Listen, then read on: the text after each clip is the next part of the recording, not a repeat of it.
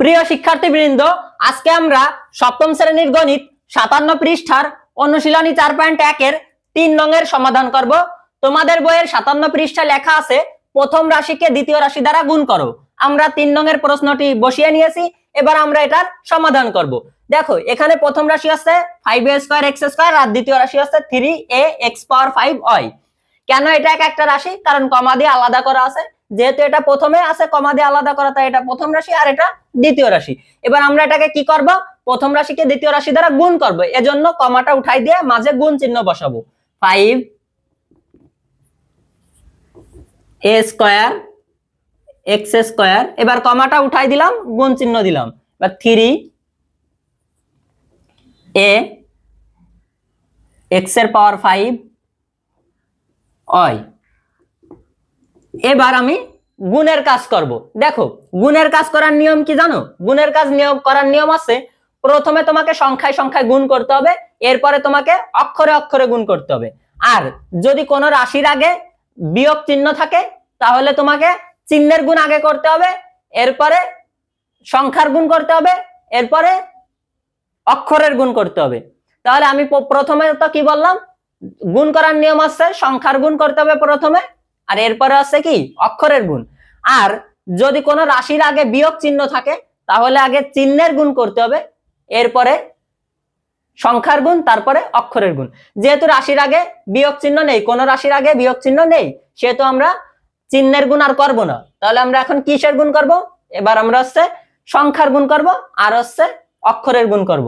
দেখো, সংখ্যার গুণ, এখানে সংখ্যা আছে 5 আর এখানে সংখ্যা আছে 3, আর এই 3 এর সাথে 5 গুণ করলে কত হয়? 3 5 15। সংখ্যার গুণ করা শেষ, এবার আমরা অক্ষরের গুণ করব। দেখো, এখানে কোন অক্ষর দেখা যাচ্ছে? এই 5 আর 3 তো গুণ করা শেষ। এরপরে এখানে কোন অক্ষর দেখা যাচ্ছে? এ। যেটা দেখা যাবে সেটা তুমি বসাবে। এখানে এ দেখা যাচ্ছে, এ বসালাম।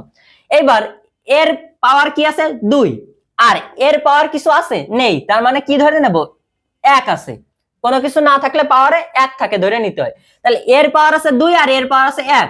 তাহলে কি এই যে গুণ চিহ্ন দেওয়া, এই জন্য কি তুমি এই করবা, 2 এর সাথে 1 গুণ করবা, 2 এককে 2।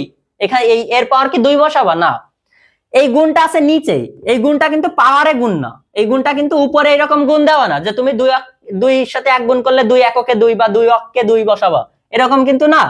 গুণটা আছে নিচেই। তা গুণ যদি নিচেই থাকে, যখন আমরা পাওয়ারের হিসাব করব তখন ওই গুণ পাওয়ারে যায় যোগ হয়ে যায়।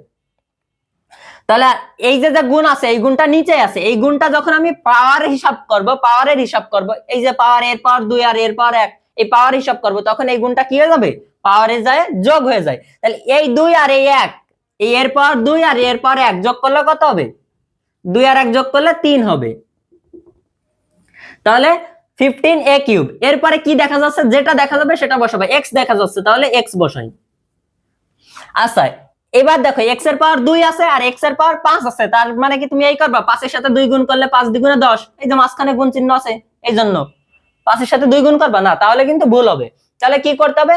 এই গুণটা আছে নিচেই, যখন এই গুণ নিচে আছে, যখন আমরা পাওয়ারের হিসাব করব, পাওয়ারের কাজ করব, এই যে পাওয়ারের x তো বসাই দিছি, নিচে x আছে বসাই দিছি। এবার যখন আমরা পাওয়ারের কাজ করব তখন এই গুণটা পাওয়ারে যায় যোগ হয়ে যায়, পাওয়ারের হিসাবের সময় যোগ হয়। তাহলে এই 2 সাথে এই x এর পাওয়ার 2 সাথে x এর পাওয়ার 5 যোগ করলে কত হবে? 2 আর 5 যোগ করলে 7 হবে। তাহলে x পাওয়ার 7। আর যদি এখানে ভাগ থাকতো না তাহলে কিন্তু পাওয়ারে যায় বিয়োগ হয়ে যেত। তার মানে নিচেই গুণ থাকলে উপরে যায় যোগ হয়, পাওয়ারে যোগ হয়, আর নিচেই ভাগ থাকলে পাওয়ারের হিসাবে বিয়োগ হয়। তাহলে আচ্ছা, গেল এটার কাজ। x দেখা গেছে, x বসালাম। এবার এখানে আর কিছু দেখা যাচ্ছে না, দেখি এখানে কোনো কিছু দেখা যায় কিনা। এ দেখা গেছে, তাতে এর কাজ করেছি। x দেখা যাচ্ছে না, x এর কাজও করছি, তাহলে বাকি থাকলো কি? y। তাহলে এখানে y বসালাম। এবার y এর উপরে দেখো, এর উপর কিছু নাই, তার মানে কি আছে? মনে মনে ধরবো 1 আছে। এখন এর উপরে 1 বসালো যা, আর এই পাশে তো আর y নাই, তাহলে y এর পরে y এর পাওয়ার কি বলবে? 1। এখন y এর পাওয়ার 1 বসালো যা, না বসালো তাই। কারণ কি জানো? কারণ কোনো কিছুর পাওয়ার কিছু না থাকলে 1 থাকে। তুমি এখানে 1 বসালেও 1 আছে, যদি নাও বসাও তার মানেও এখানে 1 উপস্থিত আছে। কারণ পাওয়ার কিছু না থাকলে, কোনো অক্ষরের পাওয়ার যদি কিছু না থাকে বা কোনো সংখ্যার পাওয়ার যদি কিছু না থাকে, তাহলে ধরে নিতে হয় কি 1 আছে। এইখানেও আমার 1 দেওয়া লাগবে না, আমি তোমাদের বোঝানোর জন্য 1 দিছিলাম।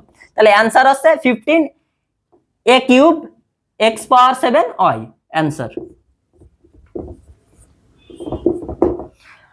আশা করি তোমরা আজকের ক্লাসটা বুঝতে পারছো। তোমাদের সাথে দেখা হবে পরবর্তী অঙ্কগুলোর সমাধান নিয়ে। সেই পর্যন্ত সবাই ভালো থাকো। আর এই ভিডিওটা যদি ইউটিউব চ্যানেল থেকে দেখো তাহলে YouTube channel Reza sir subscribe করে দাও, আর পেজ থেকে দেখলে পেজটা ফলো দিয়ে দাও। ধন্যবাদ সবাইকে। আসসালামু আলাইকুম।